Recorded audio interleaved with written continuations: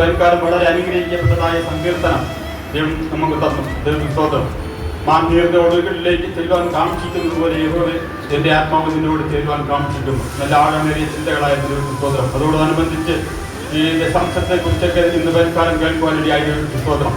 ഞാൻ എന്നെപ്പറ്റി പറയുകയാണെങ്കിൽ വളരെ പാവപ്പെട്ട ഒരു കർഷകന്റെ മകനാണ് ദൈവം സ്തോത്രം. വളരെ പഠിക്കാനോ പഠിപ്പിക്കുവാനോ കഴിയില്ലാതെ വളരെ ബുദ്ധിമുട്ട് അനുഭവിച്ച് എന്നെ വളർത്തി ദൈവം സ്തോത്രം. പക്ഷേ ദൈവസന്നിധിയിൽ ദശാംശങ്ങളെല്ലാം കൃത്യമായി ആ കാലയളവിൽ കൊടുത്തതുകൊണ്ട് ദൈവം ഇതുവരെ എന്നെ എത്തിച്ചു. ദൈവം സ്തോത്രം. ദൈവത്തിന് വേണ്ടി ചെലവാക്കി ദൈവം എന്നെ മാനിച്ചു എന്ന് പറയാനുള്ള അല്ലാതെ വേറെ ഒന്നും എനിക്ക് കഴിയില്ല. ദൈവം സ്തോത്രം. ദൈവത്തിന് വേണ്ടി ചെലവാക്കിയ ദൈവനാമത്തിന് വേണ്ടി ദൈവ ദശാംശങ്ങളെല്ലാം വേർതിരിച്ചാൽ ദൈവം തീർച്ചയായും മാനിച്ചു. ദൈവത്തിന് സ്തോത്രം. ഞാൻ ഒരു 32 വർഷത്തിന് മുമ്പേ ഞാൻ അന്ന് ആരാധിച്ചുകൊണ്ടിരുന്നതായ സഭയിൽ എൻ്റെ അന്നത്തെ ദശാംശം വെറും 70 രൂപയായിരുന്നു. ഒരാഴ്ച എനിക്ക് കിട്ടുന്ന ദശാംശം 70 രൂപ. അത് ഞാൻ ആഴ്ചയോളം കൊടുക്കും. അപ്പോൾ അന്നിരുന്നതായ പാസ്പോർട്ട് ഞാൻ പറഞ്ഞു, പാസ്റ്റർ ഈ എൻ്റെ ദശാംശം ഞാൻ മാസത്തിൽ ഒരിക്കൽ ഞാൻ തന്നാൽ മതിയായിരുന്നു. അപ്പോഴാണ് ആ പാസ്റ്റർ എൻ്റെ കൈ പിടിച്ചിട്ട് പറഞ്ഞു, ബ്രദറെ നിങ്ങളുടെ പൈസയാണ് എൻ്റെ ഈ ഒരാഴ്ചത്തെ എൻ്റെ പ്രതീക്ഷ. അപ്പം അത് ഞാൻ പ്രതീക്ഷിച്ചാണ് വരുന്നത്. അപ്പോൾ അത് എനിക്ക് ആഴ്ചയോളം കിട്ടിയില്ലെങ്കിൽ പിന്നെ എനിക്ക് 3 പെൺമക്കളാണ്. ഈ 3 മക്കളെയും വളർത്തണം, ഒരുപാട് യാത്ര ചെയ്യും. ഇതാണ് അവിടെ ആരാധനയ്ക്ക് വരുന്നത്. അപ്പം അത് ബുദ്ധിമുട്ടാണ്. അത് ആഴ്ചയോളം തന്നാൽ വളരെ നന്നായിരിക്കുന്നത്. അപ്പോൾ ഞാൻ വിചാരിച്ചു, അന്ന് ഞാൻ കല്യാണം പോകാൻ കഴിഞ്ഞില്ല.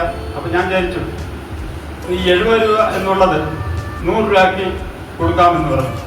അങ്ങനെ 100 രൂപയ്ക്ക് ഞാൻ ആഴ്ചയോളം കൊടുക്കുമായിരുന്നു. സ്തോത്രം. പിന്നത്തേതിൽ ദൈവം എന്നെ മാനിച്ചു, ആ സഭയെ ദൈവം മാനിച്ചു. അന്ന് ഒരു മാസം സഭയിൽ 400 രൂപയൊക്കെ വരുമാനം ഉണ്ടായിരുന്നത് ആ സഭ ചില വർഷങ്ങൾ കഴിഞ്ഞപ്പോൾ 25,000-30,000 രൂപയ്ക്ക് പുറത്ത് വരുമാനമുള്ള ഒരു സഭയാക്കി ദൈവം മാറ്റി. ദൈവം സ്തോത്രം. ഞാൻ പറഞ്ഞതിന്റെ സാരം, ദൈവനാമത്തിന് വേണ്ടി ഈ ദശാംശം ശരിക്കും പറഞ്ഞാൽ ശുശ്രൂഷനാണ്. ആ ശുശ്രൂഷന് എന്ത് ചെയ്യുന്നു എന്നുള്ളതല്ല, നാം ഏത് വ്യവസ്ഥയിൽ നാം ദശാംശം വേർതിരിക്കുന്നു എന്നുള്ളതാണ് ദൈവം കാണുന്നത്. ദൈവത്തിന് സ്തോത്രം. എൻ്റെ മക്കളുടെ വിവാഹമൊക്കെ അടുത്ത് വന്നിരുന്നപ്പോൾ ഒരുപാട് പേരുടെ അനുഭവങ്ങൾ എനിക്ക് അറിയാനിടയായി. അപ്പം ഒരു പിതാവിൻ്റെ ഒരു അനുഭവം ഞാൻ കേട്ടത്, തനിക്ക് ഒരു മകളുണ്ട്, നല്ല രീതിയിൽ പഠിപ്പിച്ചുകൊണ്ടിരിക്കുകയായിരുന്നു. താൻ മരത്തിൽ കയറി മരം പിടിക്കുന്നതായ ജോലിയാണ്. മരത്തിൽ വന്ന് വീട് നട്ടലിന് പ്രാവളമായി 7 വർഷം ഒരേ കിടപ്പിലായിരുന്നു. അതുകൊണ്ട് മകളുടെ വിവാഹ കാര്യങ്ങളൊന്നും ക്രമീകരിക്കാൻ കഴിഞ്ഞില്ല. പ്രായം കൂടിക്കഴിഞ്ഞു. 30-35 വയസ്സോളം ആവും. നല്ല വിദ്യാഭ്യാസമാണ്. അപ്പം വിവാഹം കഴിപ്പിക്കണം. അപ്പോൾ അവർ GPM-ലുള്ളതായ വിശ്വാസികളായിരുന്നു. അപ്പം അന്നിരുന്നതായ ശുശ്രൂഷകനോട് പറഞ്ഞു, ഫസ്റ്റ് അവരെ അപ്പച്ചാന്ന് വിളിക്കണം. അപ്പച്ച, മകളുടെ വിവാഹത്തിന് വേണ്ടി ഒരു പയ്യൻ്റെ ആലോചന വന്നിട്ടുണ്ട്, എനിക്ക് പോയി കാണുവാൻ പറ്റുകയില്ല. അതുകൊണ്ട് അപ്പച്ചനും കൂടെ ഒന്ന് പോകണം, പയ്യൻ്റെ വീട്ടിൽ പോയി ഒന്ന് സന്ദർശിക്കണമെന്ന് പറഞ്ഞു. അപ്പോൾ ഈ അപ്പച്ചൻ എന്ത് ചെയ്തു? ചെന്നിട്ട് ദൈവത്തോട് പ്രാർത്ഥിച്ചു, കർത്താവേ ഞാൻ വിവാഹം കഴിഞ്ഞിട്ടില്ല, ഈ പിതാവിന് പോയി കാര്യങ്ങൾ ക്രമീകരിക്കാനും അതിനുള്ളതായ സാഹചര്യ സുഖവുമില്ല. അപ്പം ഞാൻ അവിടെ പോയി എന്ത് ചെയ്യണം എന്ന് ദൈവത്തിൽ പ്രാർത്ഥിച്ചപ്പോൾ ദൈവാത്മാവ് അദ്ദേഹത്തിന് 2 വിഷയം വെളിപ്പെടുത്തി കൊടുത്തു. ഈ വ്യക്തി ഈ പയ്യൻ ആത്മീയനാണോ എന്ന് മനസ്സിലാക്കണം. അപ്പം ആത്മീയനാണോ എന്ന് മനസ്സിലാക്കണമെങ്കിൽ എന്ത് ചെയ്യണം? അപ്പം വീണ്ടും ദൈവത്തോട് പ്രാർത്ഥിച്ചു. ദൈവം വെളിപ്പെടുത്തി, ഒരു അല്പമെങ്കിലും ദൈവഭയം ഉള്ളവനാണെങ്കിൽ ദശാംശം കൊടുത്തിരിക്കും. ദൈവത്തിന് സ്തോത്രം.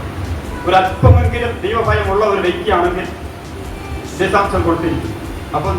അപ്പോൾ നമ്മൾ തന്നെ ഇവിടെ ഇരുന്ന് വിലയിരുത്തുക, നാം ദശാംശം കൊടുക്കുന്നുണ്ടോ, അല്ലെങ്കിൽ നമുക്ക് ദൈവഭക്തി ഉണ്ടോ, അല്ലെങ്കിൽ ദൈവഭയം ഉണ്ടോ. ചിലപ്പോഴൊക്കെ ആന ഓട്ടിക്കുമ്പോൾ ദൈവമേ എന്ന് വിളിച്ചുകൊണ്ട് ഓടും. അത് ദൈവഭക്തി കൊണ്ടൊന്നും അല്ല, അപ്പോഴുള്ള പ്രാണരക്ഷയ്ക്ക് വേണ്ടി വിളിക്കുന്നതാണ്. ചിലപ്പം പാമ്പ് ഓട്ടിക്കുമ്പോൾ ദൈവമേ രക്ഷിക്കണമേ എന്ന് വിളിച്ചുകൊണ്ട് ഓടും. അതൊന്നും ദൈവഭക്തി കൊണ്ടുള്ള വിളിയല്ല. ദൈവസ്തോത്രം. അപ്പോഴുള്ള പ്രാണരക്ഷയ്ക്ക് വേണ്ടിയുള്ള വിളിയാണ്. അതൊന്നും ദൈവഭക്തിയല്ല. ദൈവസ്തോത്രം. പിന്നെ ഈ രാവിലെ വെളിപ്പെടുത്തിയതായ വേറൊരു വിഷയം, ഈ പാസ്റ്റർക്ക് വെളിപ്പെടുത്തിയ വേറൊരു വിഷയം, ഈ പയ്യൻ കൂടാരവാസിയാണോ എന്ന് അന്വേഷിക്കുന്നു. ദൈവസ്തോത്രം. അപ്പം ഈ വിവാഹം പയ്യന് വീട്ടിൽ കടന്നു പോകുന്നതിന് വേണ്ടി പ്രാർത്ഥിച്ചുകൊണ്ടിരുന്നപ്പോൾ ഈ 2 വിഷയം വെളിപ്പെടുത്തി. ഈ പയ്യൻ ആത്മീയനാണോ, ഒന്ന് കൂടാരവാസിയാണോ എന്ന്. ദൈവസ്തോത്രം. അങ്ങനെ പ്രാർത്ഥിച്ച് ദൈവത്തിൽ നിന്നും ഈ വെളിപ്പാടെല്ലാം പ്രാപിച്ചിട്ട് കടന്നു പോയപ്പോൾ ആ പയ്യന്റെ വീടിന്റെ അടുത്ത് ചെന്ന് ഒരു കടയിൽ ചോദിച്ചു ഈ പയ്യന്റെ വീടാണ് എവിടെയാണ്. അപ്പോൾ അവിടെ നിൽക്കുന്ന പരിസരവാസികളൊക്കെ പറഞ്ഞു ഈ പയ്യന്റെ ഈ വായനശാലയിൽ എന്തോ ഉണ്ടായിരുന്നു എന്ന്. അപ്പോഴാ ഈ ദേവദാസിന് മനസ്സിലായി പയ്യൻ കൂടാരവാസിയല്ല, ഈ കടവരാന്ത വാസിയാണ് എന്ന് മനസ്സിലായിരുന്നു. സ്തോത്രം. അപ്പൊ ഈ നാടുകളിൽ നാം പിന്നെ എന്ത് ചെയ്യണം? ദൈവസന്നിധിയിൽ നിഷ്കളങ്കരായി നേരോടെ ജനിച്ചാൽ മാത്രമേ കർത്താവിന്റെ വരവിൽ കടന്നു പോകാൻ ഇടയായുള്ളൂ. ദൈവം ഈ ഭൂമിയിലുള്ളതായ അനുഗ്രഹങ്ങളും നന്മകളും പ്രാപിക്കാനും ഇടയാകുകയുള്ളൂ. ദൈവത്തിന് സ്തോത്രം. എൻ്റെ പിതാവ് ഇപ്പോഴും ഉണ്ട്, അമ്മയുണ്ട്, ശാരീരിക ബലഹീനതയിൽ കൂടി കടന്നു പോകുന്നു. അവർ എൻ്റെ ചെറുപ്രായം മുതലേ ദൈവാലയത്തിൽ കടന്നുപോയി ശരീരം കൊണ്ട് അധ്വാനിക്കുന്ന ഒരു ശീലമുണ്ട്. അപ്പോൾ കുറച്ചൊക്കെ എനിക്കും ആ ശീലം ഉണ്ടായിരുന്നു. ഈ അടുത്ത കാലങ്ങളിലായിട്ട് അങ്ങനെ പിന്നെ ദേവാലയങ്ങൾക്ക് കടന്നുപോയി അധ്വാനിക്കാനുള്ളതായ സാഹചര്യങ്ങളൊന്നും ഒക്കുന്നില്ല. ഒത്താൽ പിന്നെയും ചെയ്യും ദൈവത്തോട്ടും. അതുകൊണ്ടുള്ള ഗുണം എന്ന് പറഞ്ഞാൽ ദൈവം എനിക്ക് വലിയ ദോഷമില്ല, ശാരീരിക ക്ലേശങ്ങളൊന്നും വലുതായിട്ടില്ല. എങ്കിൽ തന്നെ നല്ല ആരോഗ്യത്തോടെ ഇന്നും ജോലി ചെയ്യുവാനുള്ളതായ ശരീര സുഖം ബലവും ദൈവം എനിക്ക് തരുന്നു. ദൈവത്തിന് സ്തോത്രം. നാം നമ്മുടെ ധനം കൊണ്ട് മാത്രമല്ല ദൈവത്തെ പ്രസാദിപ്പിക്കേണ്ടത്, നമ്മുടെ ശരീരം കൊണ്ട് ദൈവത്തെ പ്രസാദിപ്പിക്കണം. ഞാൻ എവിടെ വായിച്ചിട്ടുണ്ട്, നമ്മുടെ ശരീരം കൊണ്ടും ദൈവത്തെ മഹത്വപ്പെടുത്തണമെന്ന്. ദൈവത്തിന് സ്തോത്രം.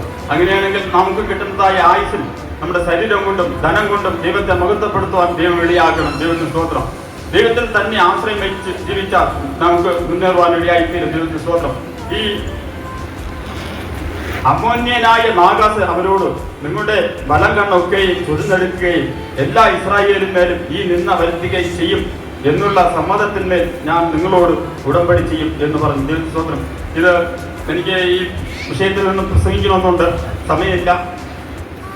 ഞാൻ വേറൊരു ദിവസം പിന്നെ ഇതിൽ നിന്ന് പ്രബോധിപ്പിക്കാം എന്നുള്ളതായ വാക്കോടെ ഈ വിഷയത്തിൽ നിന്ന്